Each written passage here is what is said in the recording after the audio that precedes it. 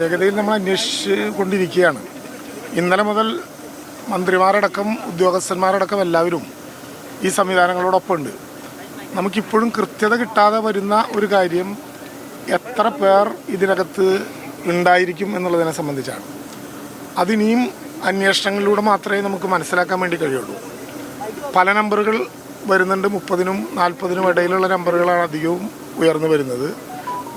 പക്ഷേ അതിലൊരു സ്ഥിരീകരണം ഉണ്ടാക്കാൻ എളുപ്പമല്ല. ഇന്നലെ മുതൽ ആരംഭിച്ചിട്ടുള്ള 4 കൺട്രോൾ റൂമുകളിൽ വരുന്ന എൻക്വയറി കൂടി കണക്കിലെടുത്തായിരിക്കും നമുക്ക് അവസാന ലിസ്റ്റ് പറയാൻ പറ്റുക. ഏതെങ്കിലും ഒരു സ്ഥാപനത്തിൽ ജോലിക്ക് വരുന്നത് പോലെ എഴുതി ഒപ്പിട്ട് കയറുന്നവരാവില്ല. കാഴ്ചക്കാരായി വരുന്നവരുണ്ടാകും, അന്വേഷിക്കാൻ വരുന്ന ഉത്തരവാദിത്തപ്പെട്ട ആളുകളുണ്ടാകും. ഇതൊക്കെ കൂടി കണ്ടുവെച്ച് വേണം നമുക്ക് കാര്യങ്ങൾ നോക്കാൻ. തെരച്ചിലേറ്റവും കൃത്യതയോടുകൂടി നടക്കുന്നുണ്ട്. കടാവർ ഡോഗ്സിൻ്റെ സാന്നിധ്യമുണ്ട്. കടാവർ ഡോഗ്സ് 3 എണ്ണം വന്ന് അതിൻ്റെ ഭാഗമായിട്ടുള്ള പരിശോധന നടക്കുന്നുണ്ട്.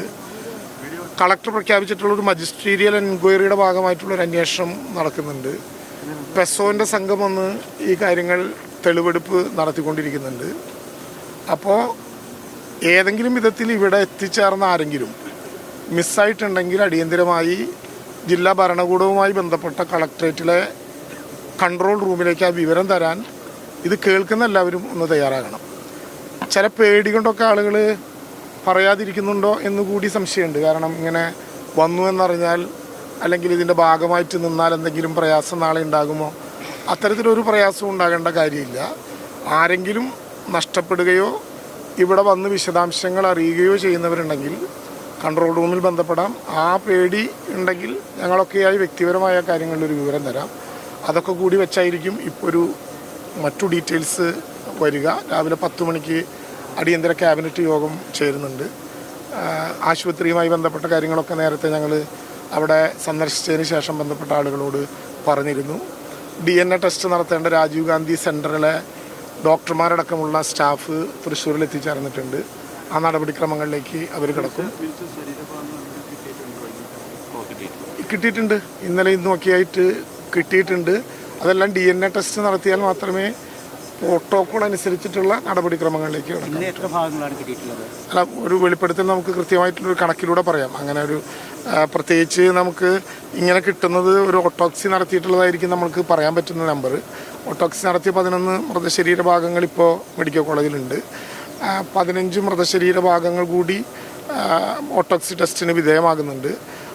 ആ സ്റ്റാറ്റസാണ് ഇപ്പോൾ പറയാനുള്ളത്. ബാക്കിയുള്ളത് നമുക്ക് ഈ പരിശോധന കഴിഞ്ഞിട്ടാകാം. ബന്ധപ്പെട്ടവരുമായിട്ട് കൂടി ആലോചിച്ചതിന് ശേഷം ആ കാര്യങ്ങൾ, ഇത്തൊരു ദുരന്തത്തിൻ്റെ മുഖത്താണല്ലോ നമ്മൾ നിൽക്കുന്നത്. അല്ല, അത് നമുക്കങ്ങനെ കൃത്യമായിട്ട് പറയാൻ പറ്റുന്നില്ല. അത് ആളുകൾ അറിയിച്ചാൽ മാത്രമേ അതിൻ്റെ കൃത്യത വരുള്ളൂ. കൺട്രോൾ റൂമിലേക്ക് ലഭ്യമാകുന്ന വിവരങ്ങൾ വെച്ചുകൊണ്ടാണ് നമ്മളിപ്പോൾ അന്വേഷിക്കുന്നത്. അത് 4 കൺട്രോൾ റൂമുകളുടെയും ഒത്തുനോക്കിയാലേ നമുക്കൊരു കൃത്യമെണ്ണം. ഇല്ല, അങ്ങനെ പറയാറായിട്ടില്ല. അങ്ങനെ ഒരു സൂചന പറയാറായിട്ടില്ല. അങ്ങനെ ഒരു ഘട്ടമായിട്ടില്ല. പരിശോധന നടന്നുകൊണ്ടിരിക്കില്ലേ ഈ ഘട്ടത്തിൽ? ഇപ്പം നമ്മൾ അത്തരം കാര്യങ്ങളൊന്നും പറയാറായിട്ടില്ലല്ലോ. നടക്കട്ടെ, പൂർത്തിയാവട്ടെ. ചൂടാണോ അതോ മറ്റെന്തെങ്കിലും ഇടപെടലാണോ? അതൊന്നും അത്തരം നിഗമനങ്ങളിലേക്കൊന്നും ഇപ്പോൾ എത്തിച്ചേരാൻ പറ്റില്ല. അന്വേഷണം നടന്ന ശേഷം പറയേണ്ട കാര്യങ്ങളുണ്ട്.